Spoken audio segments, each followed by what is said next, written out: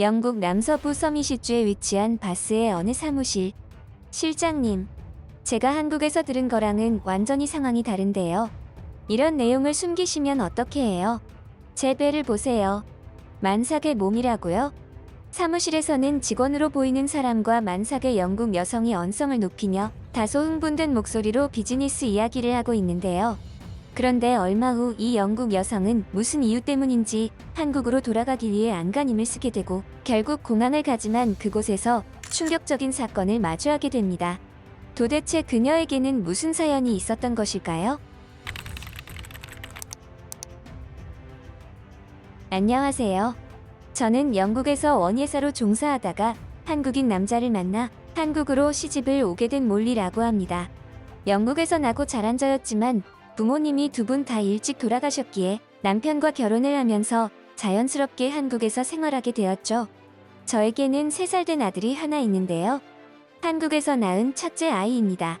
첫째를 낳을 때는 저에게 다소 과분하다고 느껴질 만큼 남편과 가족들의 사랑을 한 몸에 받으며 크게 힘들이지 않고 낳았습니다. 아무래도 첫 번째 임신이기도 했기에 두려움과 걱정도 많았던 게 사실입니다. 하지만 저는 임신과 출산에 대한 두려움이 도가 지나칠 정도로 심했죠. 그도 그럴 것이 제가 영국에서 자라며 주위에서 보고 들은 것들이 있었거든요.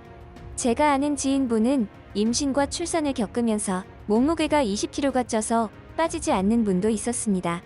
어떤 분은 출산 이후에 비만 내리면 골반에 통증이 생긴다는 분도 있었고요. 저희 어머니께서도 저를 낳으시면서 돌아가셨기에 더욱 그랬던 것 같습니다. 그러다 보니 첫째를 임신하자마자 제일 먼저 들었던 생각이 출산 후유증에 대한 두려움이었어요. 하지만 시간이 지나면서 남편과 가족들의 지극 정성 탓인지 두려움보다는 오히려 사랑을 한 몸에 받고 있다는 느낌이 더 커졌습니다. 그리고 태어날 아이가 우리 가족들에게는 큰 기쁨과 축복이라는 걸 깨달았죠. 그리고 한국에서의 첫째 출산 이후에 산후조리라는 과정을 통하여 출산 이후 혹시라도 생길지 모를 후유증을 예방했기에 후유증 걱정도 덜었습니다. 게다가 아이 낳느라 힘들었다며 남편이 직접 끓여준 보양 미역국은 얼마나 맛있던지 출산의 고통이 싹 가시는 것 같았어요. 한국에서 처음 먹어보는 음식이어서 남편에게 이 음식 또 해줄 수 있냐고 했더니 글쎄 뭐라고 하는 줄 아세요? 당연히 해줘야지. 대신 둘째 낳고 나면 해줄게. 이러는 거 있죠? 정말 얄밉지만 싫어할 수 없는 남자였죠. 여보 미워서 둘째는 여보 없는 데서 낳아야겠어. 나 혼자 낳고 있을 테니까 미역국이나 배달해줘. 제 농담을 듣고 남편은 놀래서 눈이 2배는 더 동그래지더라고요. 사실 저도 첫째를 낳으면서 이 정도면 임신과 출산에 대한 두려움은 걱정할 필요가 없겠다 싶었습니다. 그 일이 생기기 전까지는 말이죠.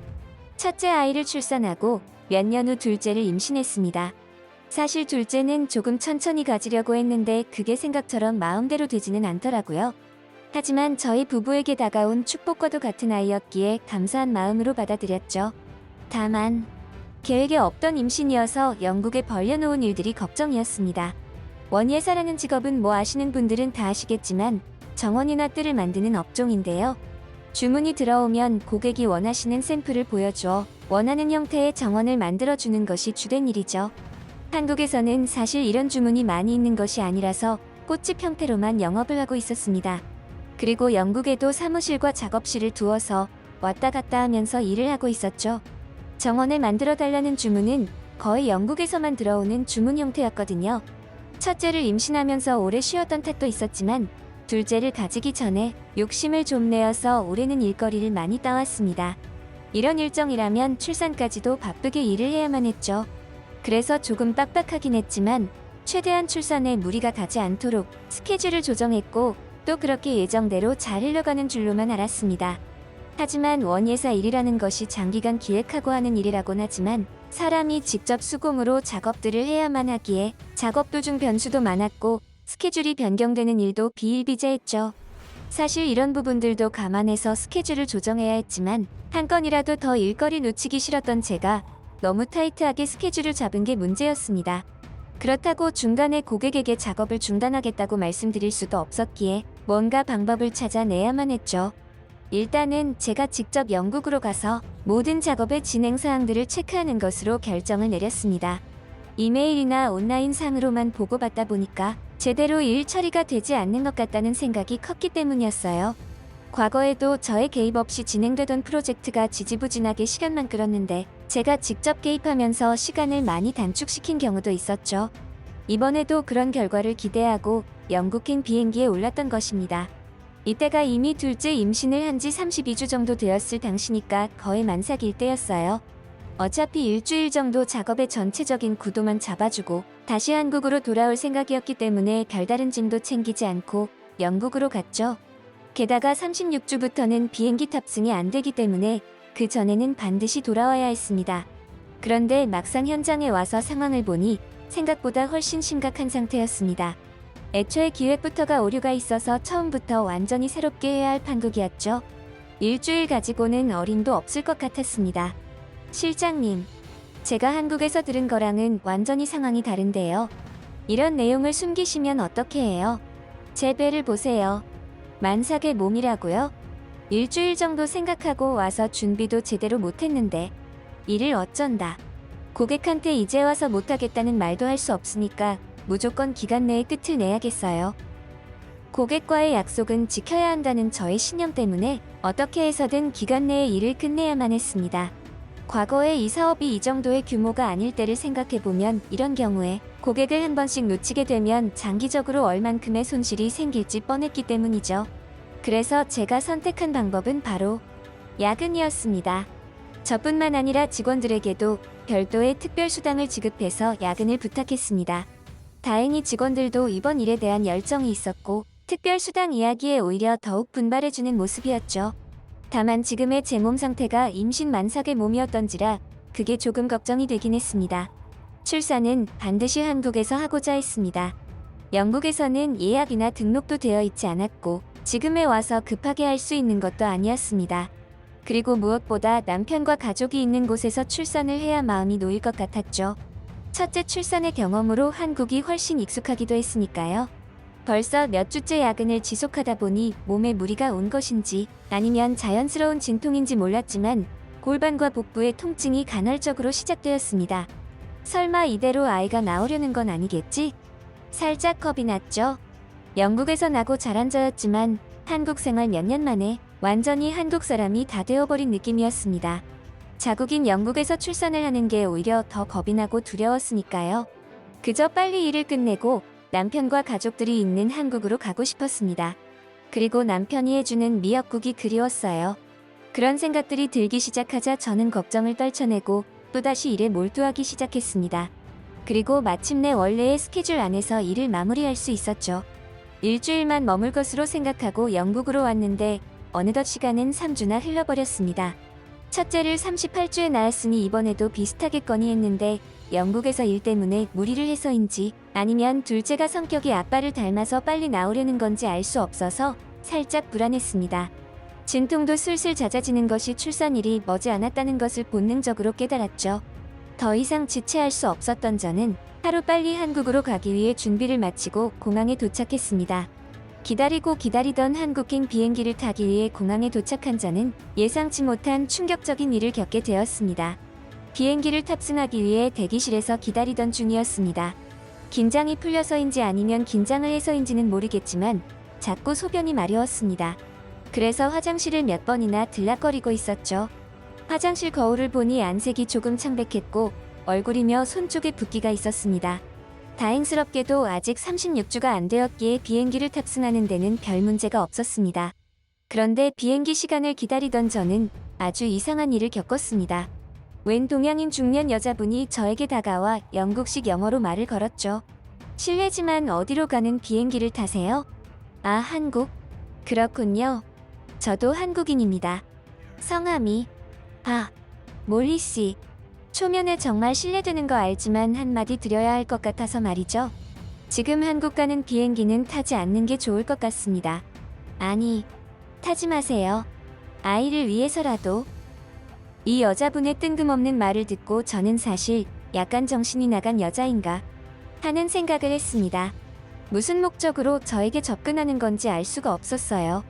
결국 저는 한국인 여자분을 약간 정신 나간 여자쯤으로 여겼고 마침 탑승 시간이 되어서 서둘러 자리를 떴습니다. 바로 그때였습니다. 갑자기 극심한 진통을 느끼고 저는 그 자리에서 주저앉고 말았죠. 그리고 주저앉은 자리에는 물기가 흥건했습니다. 제가 정신을 차렸을 때는 병원이었습니다. 그리고 다소 낯이 익은 동양인 중년 여성이 제 앞에 있었죠. 알고 보니 이 여성은 영국에서 산부인과 의사로 근무 중인 한국인 분이셨습니다. 이분도 한국행 비행기를 기다리다가 만삭의 임산부인 저를 발견했고 화장실을 잠깐 사이에 자주 들락거리는 것과 얼굴과 손등의 붓기, 안색 등을 유심히 관찰하시곤 저에게 한국행 비행기에 탑승하지 말라고 당부를 했던 거였죠. 일종의 직업병 같은 것이었습니다. 이런 증상들은 출산 직전의 징조 같은 거라고 하셨는데 이런 증상들이 있다고 모두가 출산을 하는 건 아니지만 본인의 경험상 저의 경우에는 위험해 보였다는 거예요. 가끔씩 양수가 새는 것을 소변으로 착각하는 경우도 있다고요. 역시나 제가 공항에서 기절을 했을 때 양수가 터지는 바람에 48시간 안에 출산을 해야 하는 위급한 상황이 발생한 거였습니다. 불행 중 다행으로 공항에서 잠깐 기절했다고 생각했는데 그건 그동안의 피로가 누적되어 잠이 든 거니까 크게 걱정하지 않아도 된다고 했습니다. 만약 이분이 아니었다면 저는 비행기 안에서 둘째를 낳아야 할지도 몰랐습니다. 자칫 아이에게도 저에게도 위험한 상황이 생길 뻔했죠. 생각만으로도 아찔했습니다. 그리고 그날 본격적인 진통이 시작되었고 그곳에서 둘째를 출산하게 되었습니다. 그리고 정말 놀랍게도 저는 출산 후 바로 다음 날 병원에서 쫓겨나다시피 퇴원을 하게 되었습니다. 영국 병원은 원래 그렇다고 하더라고요. 임산부가 출산을 하면 당일날 바로 퇴원을 시키거나 늦어도 다음 날에는 바로 퇴원 조치를 한다고 말이죠. 한국에서는 출산을 하면 보통 한 달에서 2달까지도 입원을 했다가 산후조리 과정을 거친 이후에 퇴원을 했거든요. 산후조리원 시스템은 한국에만 존재하는 것이었죠. 아무래도 영국의 경우에는 병원비가 무료이다 보니 이런 부분에서는 최대한 효율적으로 운영이 되는 것 같았습니다. 사실 우리 몸을 생각한다면 돈을 조금 주더라도 최대한 회복을 한 이후에 퇴원을 하는 게 더 좋겠다는 생각을 했습니다. 그리고 무엇보다도 남편이 끓여주는 보양 미역국이 너무나 먹고 싶어서 눈물이 다 날 지경이었어요. 뒤늦게 남편에게 알렸지만 비행기 시간이 맞지 않아 오늘 오후에야 영국에 도착했습니다. 은근히 미역국을 기대했는데 빈손이더라고요. 워낙 급하게 오다 보니 그랬겠죠. 그저 빨리 한국으로 돌아가 푹 쉬고 맛있는 음식들을 먹고 싶은 생각뿐이었어요. 첫째를 낳고 남편에게 농담으로 했던 말이 후회되는 순간이었죠. 여보 미워서 둘째는 여보 없는 데서 낳아야겠어. 나 혼자 낳고 있을 테니까 미역국이나 배달해줘. 라는 농담 말입니다. 한국으로 돌아간 저희들은 몇 달 동안 몸을 추스린 후에 다시 영국을 찾았습니다. 저와 둘째 아이를 구해주시고 출산까지 도와주신 한국인 의사 선생님에게 초대를 받았거든요. 그런데 말입니다. 참 이런 기연이 있을까요? 초대받은 주소지가 낯이 익었는데 목적지에 도착한 저는 아차 싶었습니다. 기획 실수가 있어서 야근까지 하면서 원예 작업을 해드렸던 바로 그 집이었거든요. 그 이후로 저희 가족과 의사 언니와는 주기적으로 만남을 가지며 인연을 이어오고 있답니다. 참, 인생이라는 게 소중한 인연의 연속인 것 같습니다. 상대방에게 끝까지 책임지고 최선을 다해주면 결국 진심은 통하고 그 보답이 돌아오니까 말이죠. 어렸을 때 부모를 모두 여의고 한국 남자와 결혼하여 행복하게 살다가 영국에서 만난 한국인 의사 덕분에 놀라운 경험을 하게 된 몰리 씨의 사연 어떠셨나요? 여러분들은 어떻게 생각하시는지 의견을 남겨주세요. 구독과 좋아요는 영상을 제작하는 데 큰 힘이 됩니다. 끝까지 시청해주셔서 감사합니다.